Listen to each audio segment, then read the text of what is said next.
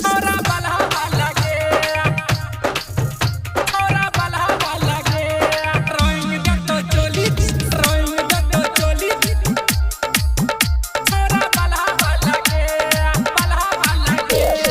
बलहा धनौजी में भेल हालागे, बलहा धनौजी में भेल हालागे। रोइंग दे तो चोली छोरा धनसा वाला गे, रोइंग दे तो चोली छोरा बलहा लगे। बलहा धनौजी में भेल हालागे, बलहा धनौजी में भेल हालागे। रोइंग दे तो चोली छोरी धनसा वाला गे, रोइंग दे तो चोली छोरा बलहा लगे, छोरा बलहा लगे। मिक्स बार डीजे मुकेश खटो का गान। दारू कस्तूरी के नासा चढ़ल छौ, होली के दिन में सभे मगन छौ, सभे मगन छौ। दारू कस्तूरी के नासा चढ़ल छौ, होली के दिन में सभे मगन छौ, सभे मगन छौ। मोटा पिचकारी में रंग भरल गे, मोटा पिचकारी में रंग भरल गे।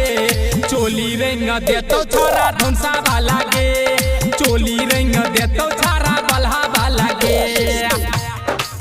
छोरा बलहा वाला गे। मिक्स बार डीजे मुकेश खटो का गान।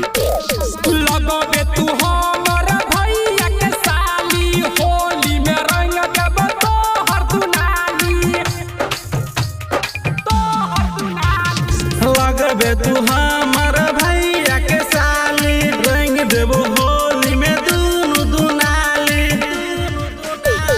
जखमी जितेंद्र भोगी रंग डालोगे, जखमी जितेंद्र रंजित रंग डालोगे।